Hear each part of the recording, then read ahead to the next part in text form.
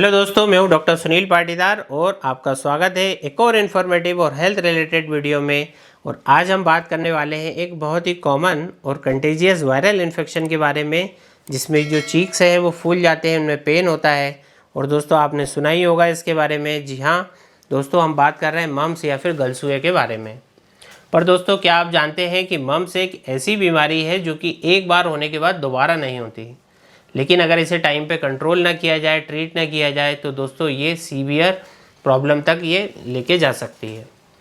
तो अगर आप या आपके घर में किसी को कभी ये प्रॉब्लम हो तो दोस्तों आपको क्या करना चाहिए, कौन सी होम्योपैथिक मेडिसिन सबसे इसके लिए बेस्ट रहती है, ये सब कुछ आज इस वीडियो में हम डिटेल से जानेंगे। तो वीडियो को अंत तक जरूर देखें।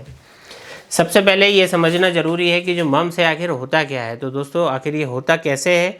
दोस्तों मम्स एक वायरल इन्फेक्शन है जो कि पैरामाइक्सोवायरस नाम के वायरस की वजह से होता है, जो कि मेनली छोटे बच्चों और टीनेजर्स को अफेक्ट करता है। लेकिन अगर इम्यूनिटी वीक हो तो ये एडल्ट्स को भी अफेक्ट कर सकता है। तो ये जो वायरस है ये सलाइवा और रेस्पिरेटरी ड्रॉपलेट के थ्रू स्प्रेड होता है। मतलब कि अगर एक इन्फेक्टेड पर्सन खांसता है, छींकता है या फिर कोई इन्फेक्टेड पर्सन को किसी सरफेस को यदि वो टच करता है और फिर आप अपने मुंह और नाक और आँखों से उसको टच कर लेते हैं तो दोस्तों ये जो इन्फेक्शन है फैल सकता है। मम्स का सबसे बड़ा इफेक्ट पैरोटिड ग्लैंड पर पड़ता है। ये ग्लैंड हमारी जॉ लाइन के दोनों तरफ होती है और ये जो है कि सलाइवा बनाने का काम करती है। तो जब वायरस इस ग्लैंड को इन्फेक्ट कर देता है तो स्वेलिंग, पेन और टेंडरनेस होने लगती है। चेहरा एक तरफ या फिर दोनों तरफ से फूल जाता है। खाना खाना, पानी पीना, यहाँ तक कि कभी कभी पेशेंट को बोलने तक में पेन होता है। मम्स का जो इंक्यूबेशन पीरियड है 14 दिन से लेकर 25 दिन तक का होता है। मतलब कि वायरस बॉडी में एंटर होने के बाद सिम्टम डेवलप होने तक इतना टाइम ये ले सकता है। सबसे कॉमन जो सिम्टम्स दिखाई देते हैं वो है कि दोस्तों थोड़ा थोड़ा फीवर का होना, सर दर्द होना, मसल पेन और कमजोरी लगना। लेकिन जैसे ही पैरोटिड ग्लैंड स्वेल करने लगती है तब असली इसकी जो तकलीफ है वो शुरू होती है। जैसे कि खाना चबाना या फिर खाना निकलने में पेशेंट को दिक्कत स्टार्ट हो जाती है और पेशेंट को डिहाइड्रेशन होने का रिस्क भी बढ़ जाता है।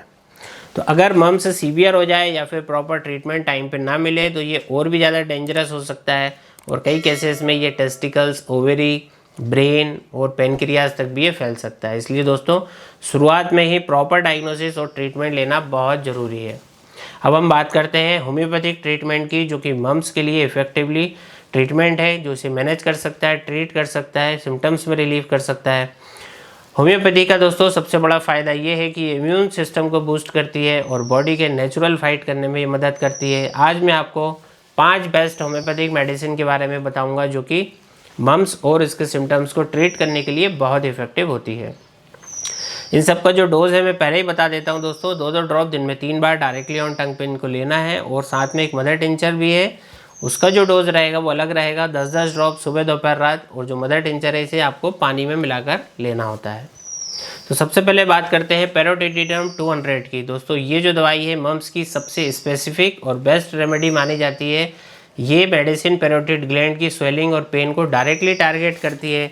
अगर पेशेंट को सीवियर पेन हो, ग्लैंड से इतनी ज़्यादा स्वेलिंग हो कि उसकी जो मुंह खोलना भी उसके लिए मुश्किल हो जाए या फिर जो है सलाइवा बनने में भी उसको तकलीफ़ हो रही है, तो दोस्तों पैरोटिडिनम 200 बहुत ही इफेक्टिव मेडिसिन ये होती है। ये मेडिसिन वायरस के इफेक्ट को न्यूट्रलाइज करने का काम करती है और मम्स की रिकवरी प्रोसेस को ये फास्ट करती है।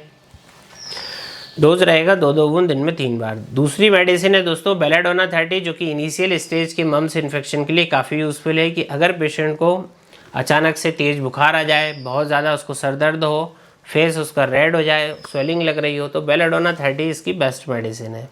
इसका जो एक्शन है वो इन्फ्लेमेशन और सडन ऑनसेट फीवर में बहुत अच्छा ही काम करती है, जो कि मम्स की अर्ली स्टेज में बहुत हेल्पफुल मानी जाती है। दोस्तों 2-2 बूंद दिन में 3 से 4 बार आप इसे डायरेक्टली ऑन टंग दे सकते हैं।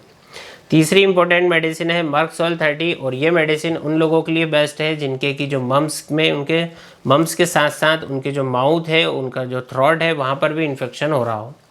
तो अगर पेशेंट को एक्सेसिव सलाइवा आ रहा है, गले में उसको जलन और पेन हो रहा है, रात में उसकी प्रॉब्लम सब बढ़ जा रही हो, तो मर्कसोल 30 एक इफेक्टिव मेडिसिन है। और ये मेडिसिन ग्लैंड्स के इन्फेक्शन और पस फॉर्मेशन को भी कंट्रोल करती है। चौथी मेडिसिन है स्टिनेशिया क्यू, मदर टिंचर है ये, और ये एक पावरफुल इम्यून बूस्टर है, ब्लड प्यूरीफायर है और दोस्तों ये जो मेडिसिन है वायरस के इफ़ेक्ट को कम करती है, इम्यून सिस्टम को स्ट्रांग बनाती है और बॉडी के नेचुरल डिफेंस मैकेनिज्म को एक्टिवेट करती है। तो अगर पेशेंट को वीकनेस, फीवर, लिम्फ नोड में स्वेलिंग और पेन हो रहा हो तो ये जो मेडिसिन है बहुत ज़्यादा बेनिफिशियल है। इसका जो डोज है 10 बूंद सुबह, 10 बूंद दोपहर, 10 बूंद रात को आधे से आधे कप पानी में मिलाकर आपको लेना होता है।